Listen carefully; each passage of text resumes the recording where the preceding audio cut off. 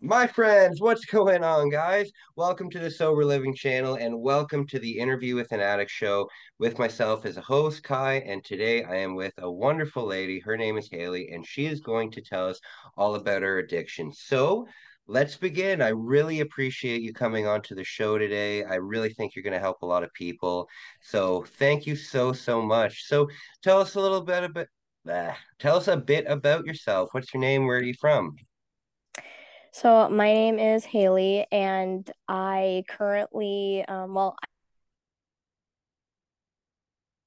from Minnesota, but currently we are living in a town called Evansville temporarily until our home is completely rebuilt. But originally I'm from Alexandria, and I have two kiddos. I have an 11-year-old son who will be 12 come this August.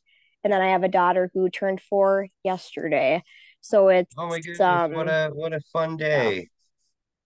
Yep, she was able to enjoy a fun day yesterday with her grandparents, and she was able to get on a snowmobile yesterday. And I had one of those moments while I was watching her on the snowmobile, where I kind of thought to myself, I said, if I wasn't sober today and clear-headed, I wouldn't have been able to enjoy this moment nearly as much as if I was still drinking and feeling like crap and all of that. So it was more of a validation, if you will, on why I continue to do what I'm doing each day. Yeah, absolutely. I mean, that's a great thing to when you have kids and stuff, it's a great accomplishment to be able to be sober because a lot of people don't realize how many wonderful events or memories they're going to miss if they're always, blackout drunk or something. So I'm so glad that you were able to spend that time today. Yeah, it was it So was I'm gonna really good. That's awesome. So I'm going to get into the harder questions. So let's talk about your addiction. So tell me a little bit about how your addiction started. So the interesting part about that is for me it's interesting and it's different because I did not my drug of choice was alcohol. Um but I never hit what most people would call like a rock bottom per se. It wasn't typical, I guess. It I never got any DUIs. I never spent time, in jail or got into trouble with the law. It's For me, it kind of all came down to the mental and emotional aspect of it. Um, Both sides of my family, my mom, she had addiction to prescription medication, and then later alcohol came into play. And that runs addiction and alcoholism run through both sides. And so my dad is an alcoholic, so it's uh, unfortunately and fortunately, it's kind of one of those deals where it's on both sides of the spectrum. And so for me, I am someone who has battled daily with depression and anxiety for most of my life. And now at the age of 30 in sobriety, I'm starting to realize just how much of my drinking um because I even when I turned 21, I never drank. I rarely drank underage. I can't say never, but I rarely drank underage. It just wasn't a thing that I did. I knew a lot of friends in high school that did, but I had my oldest at a young age. I was 19. So I graduated from high school and then I went to college after that, and it was pretty much, you're an adult and you're a parent and all the things. And so I didn't have a lot of time to really go out and venture out and do those early on like things. And so it didn't become really an issue until the last few years where when COVID hit, when COVID got really bad, and I chose to be a stay-at-home mom with both of my kids. My daughter was very young at the time, like just born, and then my oldest was gosh, it feels like it was forever ago. But I chose to stay home with both of my kids when the pandemic was really bad, and we didn't leave the house. We were at home all the time, all day every day. And something in my mind told me, Haley, what if you were to take a break? Like just take a break from drinking. Like give it a week, see how it goes. And at this point, my son was doing distance learning at home. So I was literally at home being a homeschool teacher while being a mom and everything else. And so I gave it a break maybe for a week or so. And I was like, oh, okay. But the crazy thing is I didn't realize how difficult it would be to actually internally feel everything around me once I stopped drinking. And so I know for a fact that the first time that I went to a meeting, and I believe it was a Zoom meeting, but I said, I am an alcoholic. I know for me that I can't stop at one. And sometimes it's a bummer. Sometimes I don't like it and I wish that I could. But the reality is I can't.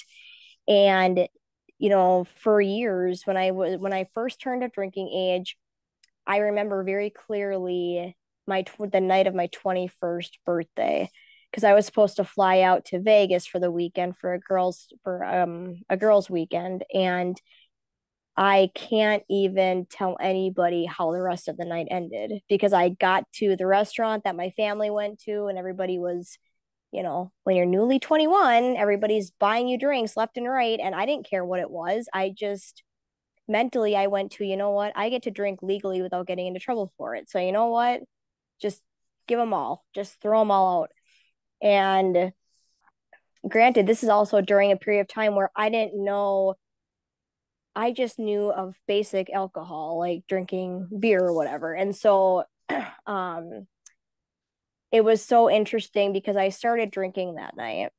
But then at a certain point, I don't know what it was, but at a certain point, I started drinking so much, and it wasn't just the light weighted beverages, it was like the hard alcohol that I was drinking. And I was taking shots upon shots, and I didn't even think twice. I just kept on going and kept on going. And of course, with my side of the family all being there and everybody drinks, who is going to, in their right state of mind, who is going to sit there and go, no, you should probably stop. You're probably done. You're going to tilt over. Yeah, Because absolutely. Absolutely. nobody did that. And so I don't even remember how that night ended, except for the rest of that weekend, I could not drink anything. I could not drink any alcohol the rest of that weekend. I was just completely like, oh God, like this is just not enjoyable. And over time, I started enjoying that feeling. I started enjoying and for me, I'm a very petite person, so it doesn't take much for me. But the moment that I would start drinking, whether it was a beer or whatever, it didn't really matter. I kept drinking it, and as I can't even really describe it because, in being in recovery, we've all been there. But it's that buzz feeling of just feeling high and you don't want to stop and you want to keep going at it. And that's what I wanted after a certain point. I came to that mental place where I said, you know what, that's not enough yet. I have to keep going with it. I have to see how far I can get before, I'm in the bathroom or whatever it is. And so I kept doing that and I did it for a long, long time. But then, it's after a short period of time, it didn't become like an enjoyable thing. It became more of something to, oh, well, if you're angry or upset or you're frustrated, go and have a drink. Go to the, store and buy a six packs or a bottle of wine or whatever. And I found with living right in town at that point, it was easy just to drive 5 minutes to the store.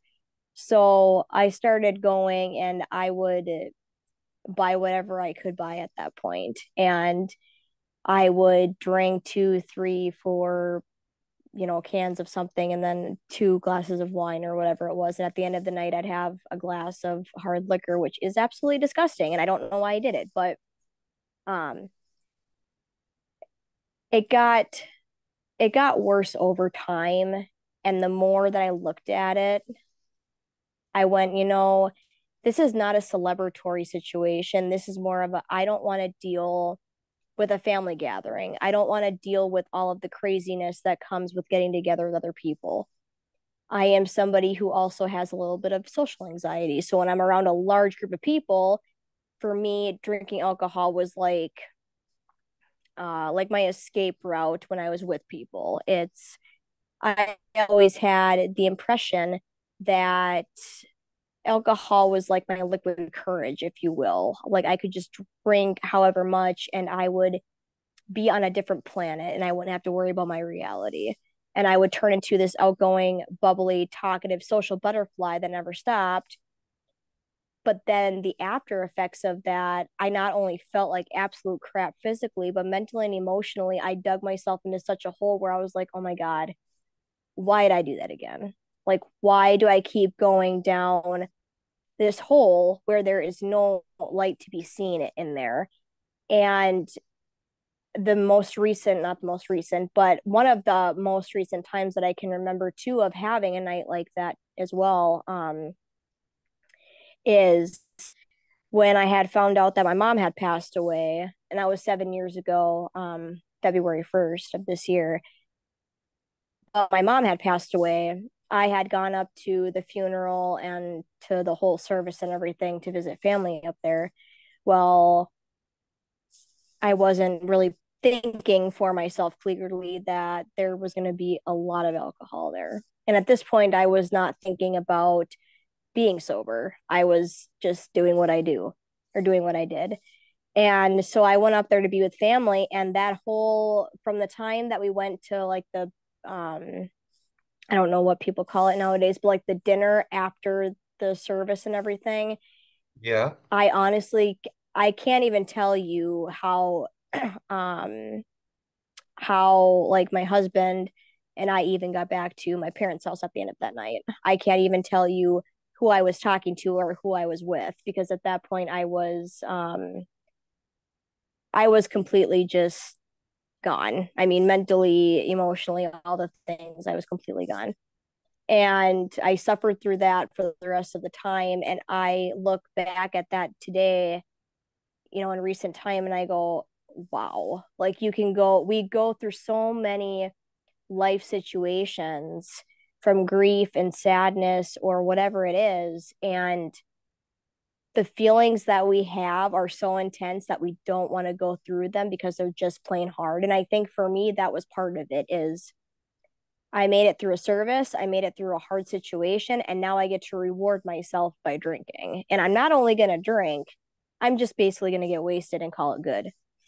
And that was my mindset for a lot of the time that I was drinking was it was a reward system. I got through the work week, I got through the week of my kiddos being crazy and life being crazy. I get to have a drink, at whatever time. And going a couple of years back down the road, I started timing myself when I would start to drink. And I would make guidelines for myself. And I would make rules as, rules guidelines. And I would go, okay, I'm not going to have a drink until 5 o'clock every single day. But then Yeah. once the clock started getting closer to 4:30 in the afternoon, I would go, okay, I only have 30 more minutes and then I get to pop open that beer and not feel bad about it. I don't have any guilt about it. And it's crazy to think now because at that point I didn't see it that way. I just saw it as okay, the work day is done, the kids can relax and you can just relax on the couch and have a couple of drinks. Whereas now I go, I was starting to make rules for myself on when I drank and how much I drank. But then once I got there, I would want more. I would always want more, and it was never enough. And then I got angry when people would tell me, "No, I think you're good. I think you're done." And I'm like, "No, does it look like I'm done? No, I'm not." Um, and so when I look back on that, the signs were all there. I just didn't, like most of us, I just didn't want to look back and see that because who wants to see that that we have a problem with it? And so when I decided to get sober September 12th of 2020, I have not had a drink since then. I've had 2 days in the last few months where I have debated on having one, but I went to a meeting instead. But it is crazy on how much you realize how much we depend on a particular substance to get us through the day or to get us Oh yeah. through the hard times. And for me, I didn't think I had that problem. I didn't think that I had that issue. And I look back at my history and I go, that's always been the case, though, whether it's been a positive celebration or a negative celebration or just a reason to drink, that's what I did. Yeah. And there's even times where I look back with regret and I go, how many times have I had my kids in the car while I've been under the influence? And I don't know how I managed to get home in one piece, but I did. Um, so it's a life-changing journey that just continues to open. It gives a different perspective each day with the situations that we experience. And for me, that's huge for myself. Yeah, absolutely. Well, I'm glad you're on a better path. It's just it makes my heart grow big whenever I see people doing good stuff for themselves. So good for you. Good for you.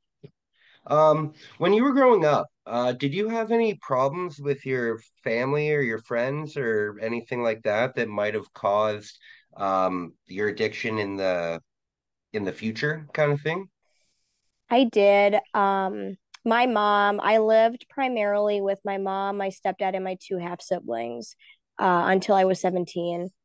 And my mom, for many years, I mean, even when she was in high school, she was diagnosed with a few different, I don't know what you want to call them nowadays, but she was diagnosed with depression, anxiety, and she also had lupus and some other things. But she was on medications all the time. She was on medication from the time that she was in high school until she passed. And it wasn't as big of a problem growing up until I got a little bit older and I realized these things aren't normal. Like the situations that I'm seeing are not normal for a typical kiddo of any age to be witnessing.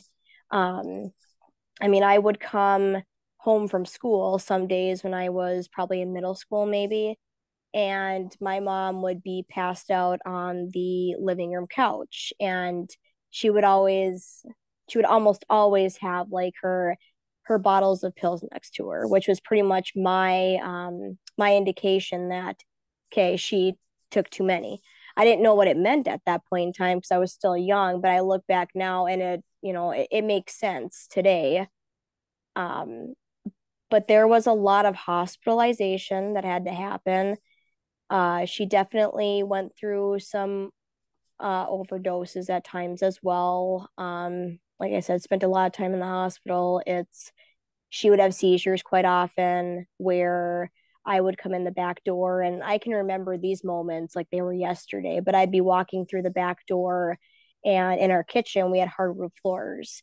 Well, there were more than a handful of times where she had fallen because she was having a seizure and nobody was there, and I would see the whole thing as I was walking through the door. And so I'd have to, call the ambulance and figure out who would be coming to the house or what I was supposed to be doing. And it was really hard. It was really hard. But again, it comes down with her to that perspective and that idea of mental health. Mental health played a huge role in why she chose to take more of her meds than she was prescribed, or why she went to multiple doctors to get the same medication, even though she would have a full bottle in the cupboard. It Yeah, came down absolutely. to the mental health piece. And so I saw a lot of that growing up until I decided to move out. And it was the summer that I turned 17. With my dad, like I said, he is an alcoholic, but I never heard him say that until about 2 years ago when I went to a meeting with him. Um, but now looking back at that as well with history, he definitely showed alcoholism tendencies while I was living with him. And there were more nights than not where I would purposely avoid going home after a certain time in the night because I didn't want to have certain conversations with him or want him to get in my face about something. And I can always tell once you're once a person chooses to be in sobriety and to get sober and to go through the program, whatever that looks like, it's very easy for me anyway. It's very easy to tell when certain people are under the influence. Like I can see it like the snap of a finger, and I'm like, no, we're not getting into that right now because you're not here, and I'm not doing that. So there were a lot of influences between my dad and my mom, but my mom was definitely the bigger piece just because she also dealt with the mental health aspect of it. Yeah, yeah. Um, what would how long would you say it took for your drinking to from when it went to something fun that you did to something where like you depended it on? How long do you think it took you to become addicted? I would say it maybe took less than a year roughly. Um, yeah, it was about less than a year because I was living with my dad at the time. Both my son and I were living with my dad at the time, and as I was meeting people, meeting friends, girlfriends through college courses that I was taking and going to or working at night, it was very easy to find an excuse to go out and have some drinks after a while, or it was easy to stay back at the house if I chose to and have, a couple of drinks with my dad being home. Um, but it seemed, I would say it was about that time frame. It happened fairly quickly, which looking back, I didn't realize that at the time, but now it's like it was very much it was a quick response, is what it was. Yeah, it's sad because that's just something I hear all too often. A lot of the people that I work with and volunteer with, a lot of them say that their addiction took less than a year. I'd say Right. like 80% of them say that, hey, it only took me 6 months, 7 months. Sometimes I've had people say it took me 3 weeks. For myself, I became an alcoholic overnight from a big party that I went to, and I was never able to stop. So I think it's good for people to know that, hey, listen, like this can take anybody. It doesn't matter who you are, and it can drag you down very quickly, very quickly. So doing that, you sound like someone who has their head together pretty good. Did you lose anything? Like lose anything really important to you while you were going through your addiction? I think for me, and that's where it can be a little bit tricky just because I everybody is different with what they lose or what they don't lose when it gets really bad. And for me, I think some of it is like my relationships with people, whether it was with my dad, excuse me, my dad or anybody on my dad's side of the family, because at that point I had cut off any communication with my mom and I. And so relationships were a big one that I had to cut off and take breaks from, and it was really difficult to do that. But the other part of it was that I lost myself during that point. I lost my sense of self and my identity in who I was and what I wanted to do and who I wanted to be. And I don't know if it was like living in a survival mode because I had lived that way for so long growing up that I don't know if I would consider it to be that at that point.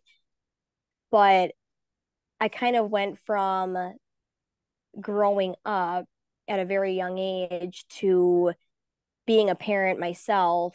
And then it was basically, you're in adulthood, here's the responsibilities, and here's what you do. And from there, I didn't know who I was. And so for me, my sense of self was a huge piece of that. And even now, at the age of 30, I'm still working on trying to figure that out now that I'm sober. Um, but I would say, yeah, my sense of self was the biggest piece because was more I was more worried about fulfilling my roles as an adult and as a parent. But then if I wasn't able to do that, I would just turn to the alcohol and everything would be good from what I thought. And so now it's a completely different perspective. Yeah, absolutely. What would you say your biggest regret is?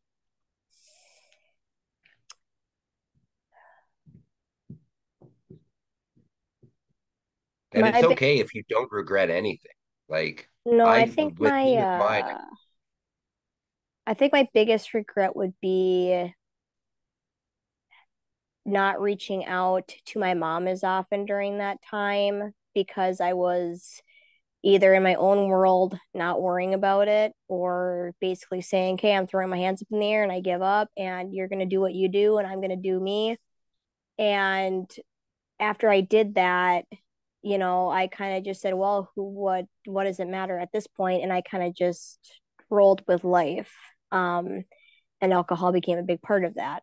So I would say that's definitely my biggest regret is not taking the time to um not taking the time to try to make things better with her and try to understand where she was at with her mental health and with her addiction with medications, and worrying less about what's making me happy all the time. Like, how can I fulfill myself and how can I feel more alive and all of these other things.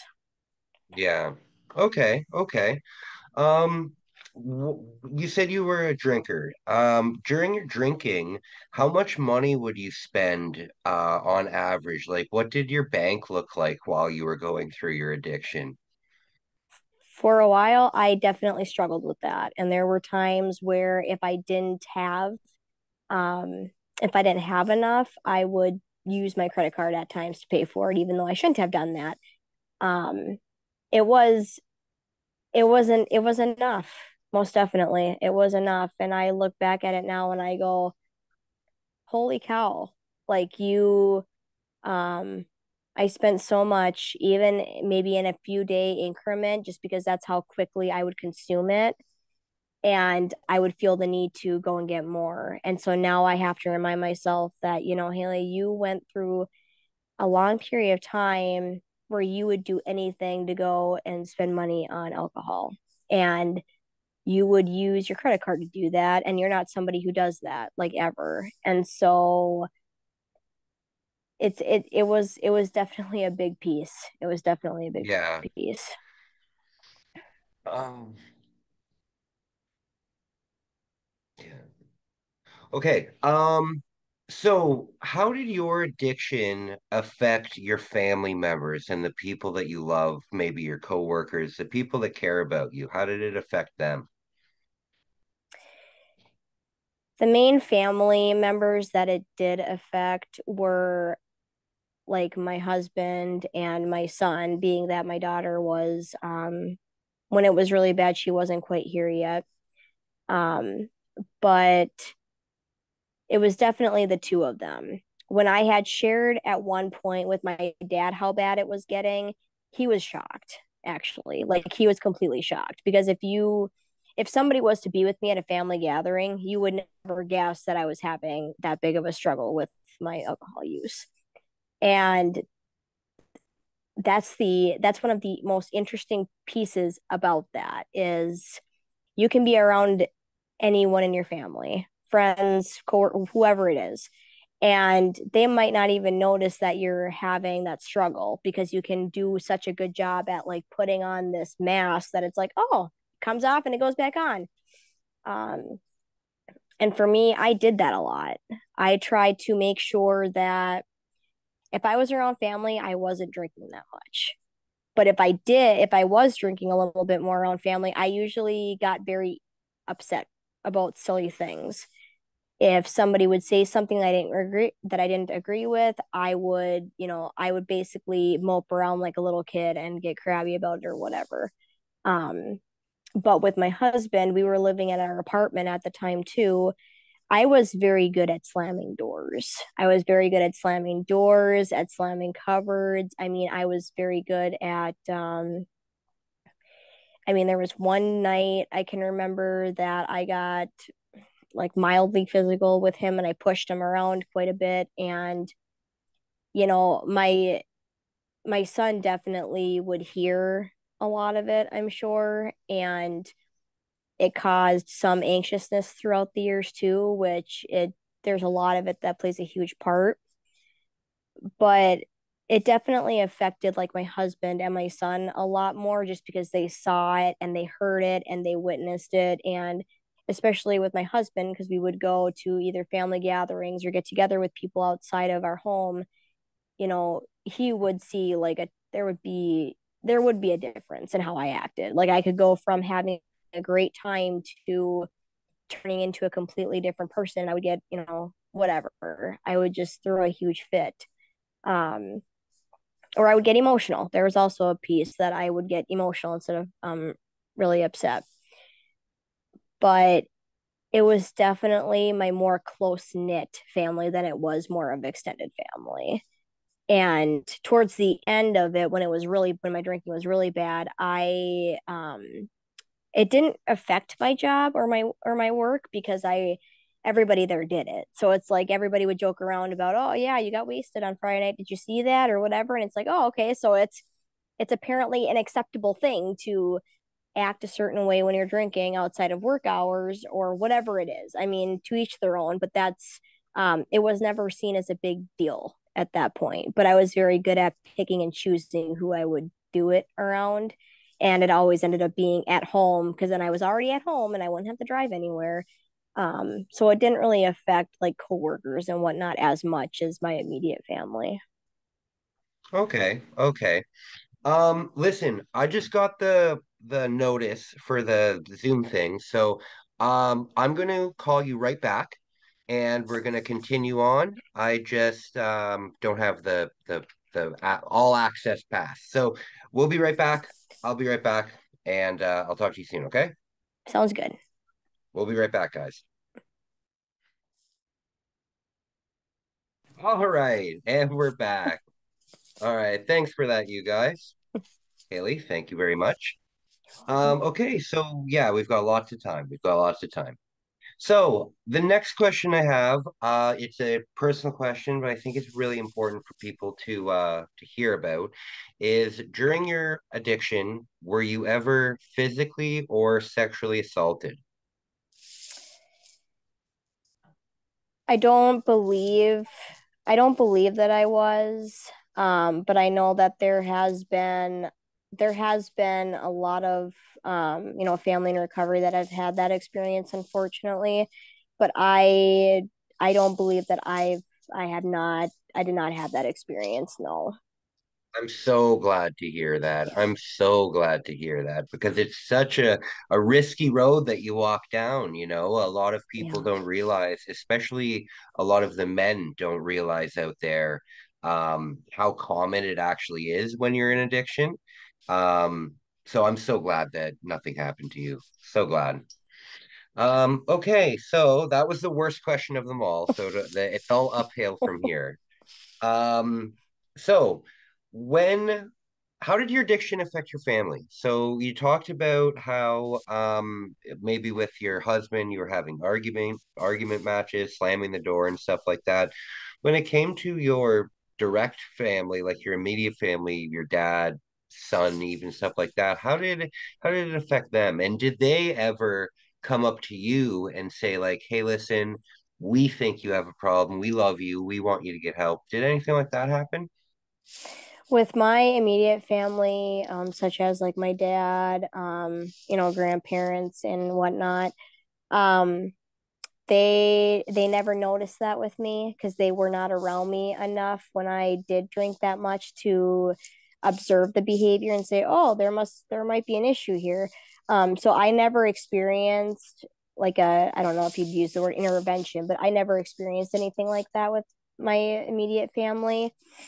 I know that my dad, or not my dad, I'm sorry, but my son has said in the past that he's very glad that I don't drink anymore and that I am sober. And you know, he even though he was young at the time, it still makes a big impact. It still makes a huge impact whether it doesn't matter what the drug of choice is at the time, but if they're around it at a young age enough, it makes an impact and they notice. And for me, I noticed it very young as well, but there wasn't really an opportunity for a change to happen at that point. And so now with him, I have to I have to look at it and go, wow, um, it could affect my child's life. And he has shared that with me in the past too, that he would go, I'm really glad that you're not drinking anymore, mom, because you're a better mom and you're a better person now that you're sober. And I kind of went, oh my gosh, it really, in the moment as a parent, you don't really see that or pay attention to it because you're so caught up in how you're feeling and wanting to avoid whatever you're experiencing internally that you will go to any length to put on that mask of everything is good, everything is fine. And then all of a sudden it can change within, a second. And I'm grateful that I was able to make that choice and to not be in that position and to put him in that position anymore. Good, good. I'm so happy to hear that. I'm so happy to hear that. And you know what? I'm sure that your kids appreciate it so much, especially if they're coming up to you and telling you that. That must be really makes your heart grow, you know? It does, yeah. Um, so now, what would you say? What was my next question? Oh, I already got that. Sorry, I'm still new to this, everyone. Okay, So, okay. um, what was the turning point for you that made you get sober? Was it a specific night? Was it a specific event that happened where you said to yourself, okay, I realize that if I don't get better, I'm screwed, you know? Can you tell me about that? Yeah, it wasn't necessarily one specific time or day. It was more so of the fact that I was starting to I was starting to miss my mom a lot, and my mom's journey and her death has been a huge inspiration for why I choose to stay sober every day. Mainly because growing up, I didn't have much of a mom figure growing up because I with her issues with prescription meds and not being fully present for me and my siblings, I took on that mom role at a very early age. And so as time kind of went on, I thought to myself, Haley, is this really something that you want your kids to have to go through? Do you want them to have to come home and see you on your couch? And granted, for me, it wasn't pills, but it's still alcohol and it's not good either way.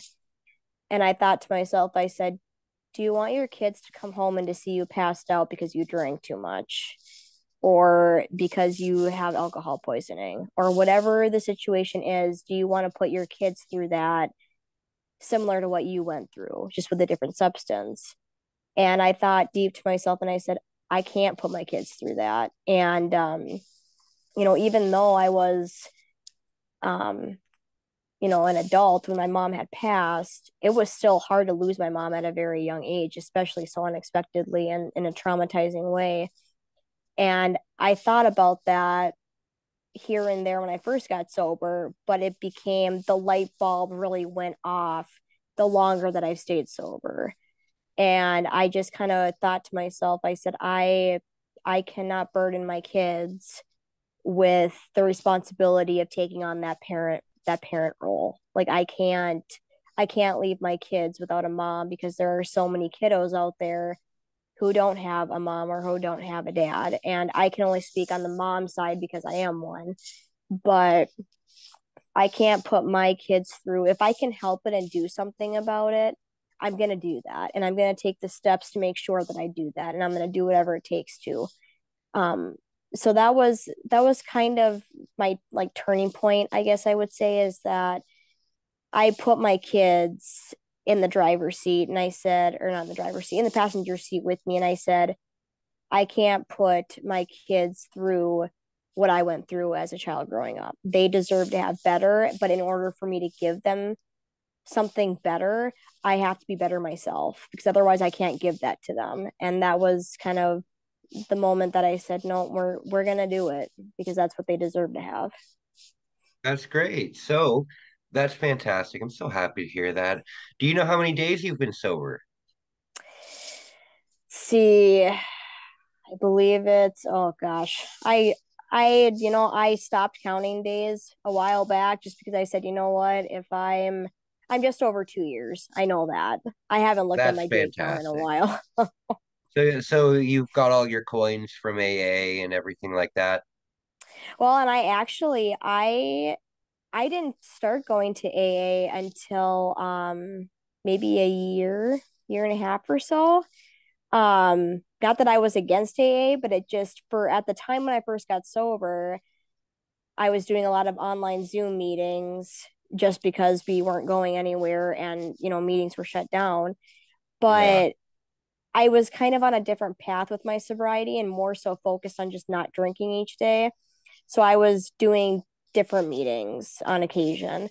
Um, but once I started attending AA meetings, the connection and the fellowship and the family dynamic has just been amazing. And so now I try to make it a point to attend them more. But normally what I do with my coins is I get them for myself and I usually don't do them through the AA groups. Oh, okay. I got you. I got you. No, it's wonderful. And I think a lot of people, they have this weird image in their mind of what AA is because of like TVs and movies. I think they all think that it's like, and grant you, it usually is in a church basement. Right. But I think that a lot of these people think that it's just like this room filled with smoke with a bunch of people crying the whole time. And it couldn't be farther from the truth. I've always said to people, please try AA, please try NA, go to a meeting. I even volunteer to go with them because the community and the camaraderie and the amount of people that will genuinely care about you when you go to these meetings is just amazing. So I'd encourage anybody out there to attend a meeting in person. They're good places to go. Absolutely. And the thing is that I had like in the beginning when I first got sober, I kind of thought about it and some people would ask me, "Have you ever tried to do an AA meeting?" And I said, "What in the heck is an AA meeting?" It's like, "Okay, well, you go, it's Alcoholics Anonymous." And I'm like, but at that point, I didn't call my or not call myself. I didn't give myself like the label per se of being an alcoholic. And so Yeah. it wasn't until that started working through my brain going, okay, it's not that anyone's expecting me to, but for me myself, in order to grow in my sobriety and to do the recovery work that I need, that is what I have to be able to face too, is that I had a problem and I know for a fact that I'm powerless over alcohol and everything else. Like I know that I can't stop at one and I know that it all starts up here, but I had this image of AA in my head where I'm like, oh my God, so I'm going to sit in a room with a bunch of weird people that I've never met. And I'm going to listen to all these different stories of this person has been in jail this many times and this person did that. And I'm like, oh my God, why would I want to associate with that? And yet here I Yeah. am coming from a similar background as some of these people with how I grew up. And now I look at it and I go, oh my gosh, like I love it. I don't attend the meetings every day, but when I do, you share something in a meeting and no one bats an eyelash at you. It's like they've been there, they've done that, they've seen it, and they can look at it's like a normal conversation. It's a completely different world when you step into an AA room, whether it's on Zoom or in person. So I love AA now more than I did in the beginning, just because it's a big part of why I am still sober today. It's the connection, and that is huge in sobriety. That's great. Yeah. So if there's anybody out there who's on the fence about going to AA, give it a try. I think it can really, really benefit. It's a great place, especially if you're somebody who's very lonely. Because if you're somebody who's lonely who doesn't have that many friends, trust me, you'll make friends at AA, and these people will genuinely care about you. Absolutely. On to my next question. Let's talk about some more positive kind of stuff because that's really what I want this show to be about. I want people to see the wonderful positive things that can come out of being sober. So, since you've been sober, what has been your favorite memory that you've done with either your kids, your husband? Doesn't matter. What's the best thing that most importantly you remember? Oh my goodness. Honestly, there is a lot of them. I would probably say during the summertime when we were still at our house in Alexandria, I would say that it was always being outside when the grass was really green and it was freshly cut and excuse me, in the afternoon and evening time, instead of getting ready to go, and have a drink outside, I would just sit on the front porch and I'd watch both of my kids just playing out in the front yard, whether it was, excuse me, having the blow up or not blow up pool, um, just one of those kiddie pools in the front yard, and talking to the neighbors. It's those are the days that I really, those are the memories that I really keep in my heart now that I have chosen to stay sober for this long, because it's when I have a bad moment, it's important to remember those, that it's, you're going to have those days again. You're going to have those moments again. And it's very important to remember that piece of it. So I would definitely go with being out in the front yard. It's my favorite thing, is just sitting outside with the sun and looking at the green grass and hearing the birds. And it's observing the little things that I didn't used to pay attention to before. Yeah, that's wonderful. That's wonderful.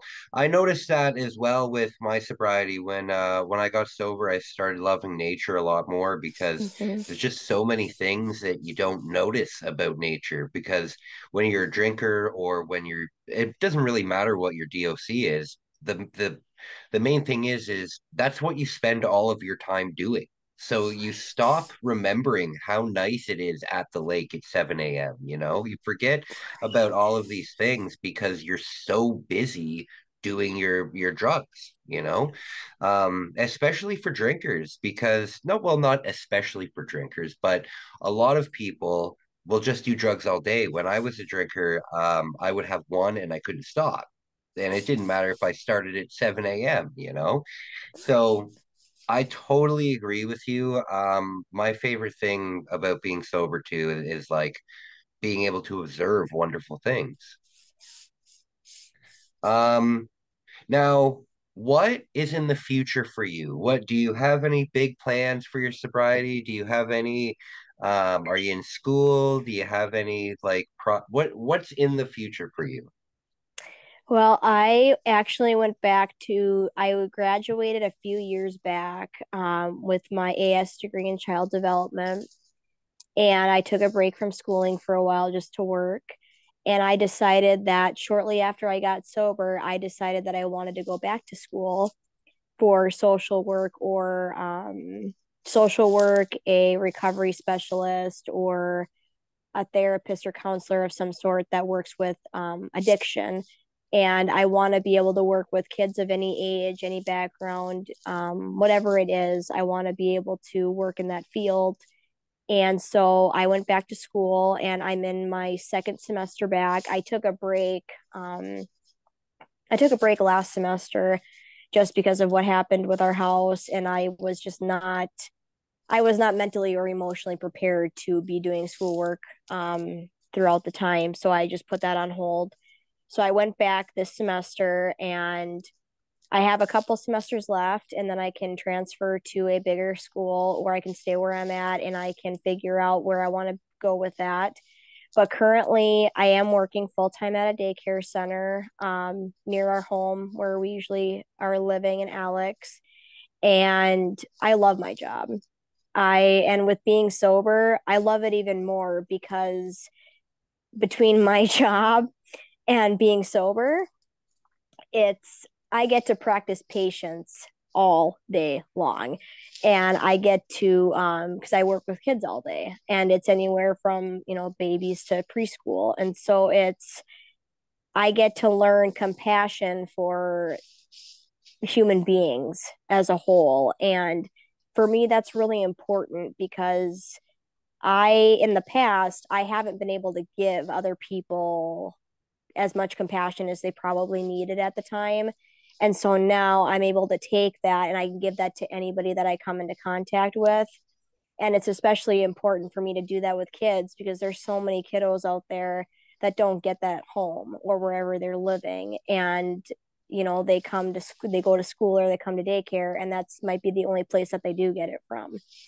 And so my goal is, once I finish my schooling this time, that I want to either go into social work itself or, work in a field that involves recovery work. And it's very interesting because I wasn't super passionate about any of that until I had gotten sober.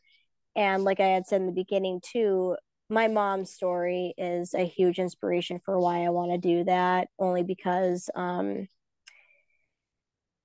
never had that opportunity to go back, and I didn't know then what I know now. And so I wasn't able to go back and help her in the ways that she maybe needed the help. Whereas now I can take that and fuel it and use it towards other people, whether it's kids or adults that need it. And even if that's, just being a therapist or a counselor and listening to somebody all day, it's being of service to other people. And that's what I want to be able to do is I want to be able to find something where I can be of service to others and make a difference in some way. Hey, that's wonderful. I'm so glad to hear that. And you know what?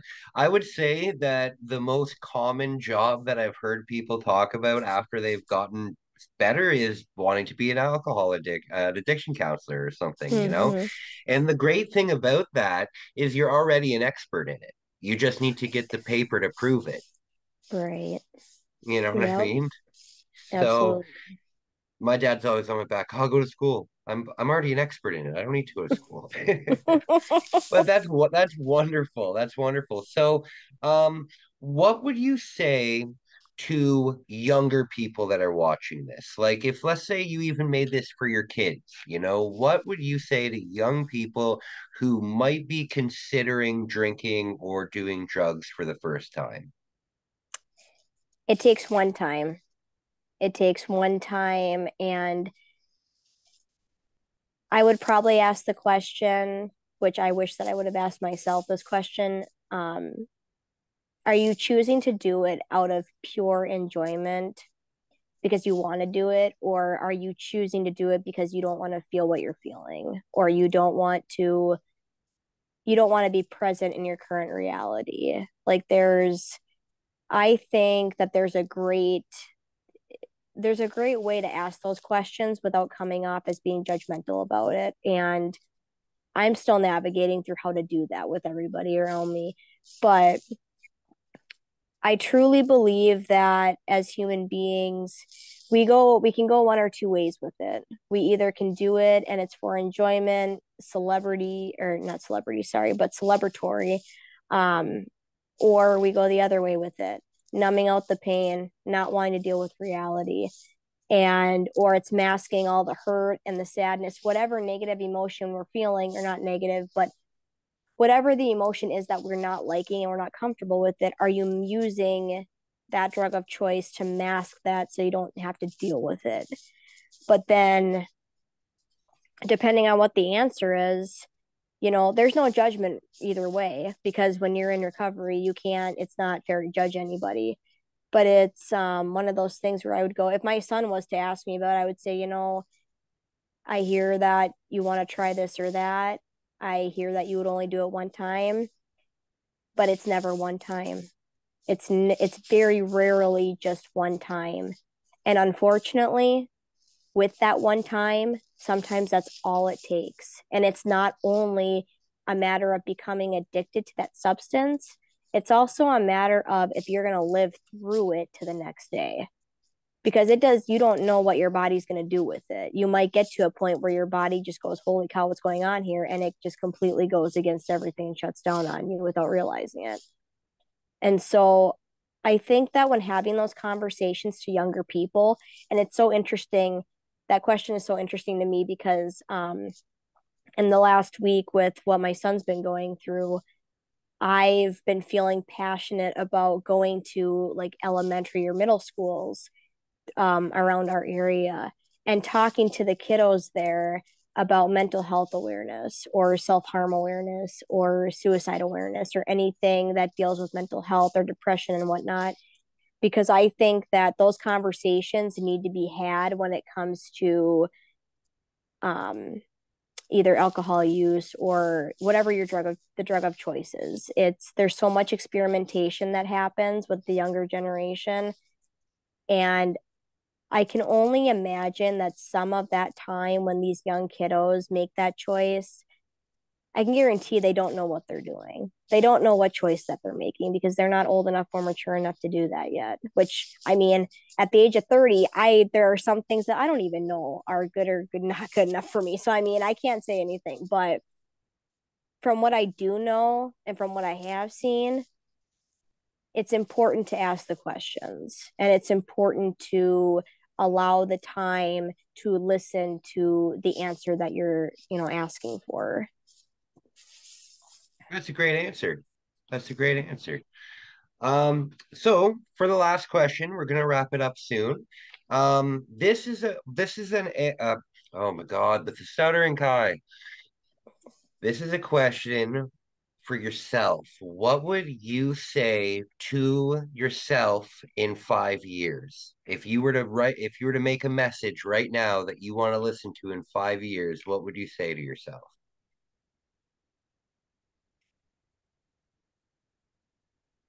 I would say, Haley, I'm proud of you. You did really hard things and you still are. It's okay to not be perfect. It's okay to not have it all figured out. And it's more than okay to take it one step at a time. Because at the end of the day, if you're still sober and you're not picking up a drink, you're doing enough because you're present and you're available. And that's what matters. That's awesome. That's awesome, buddy.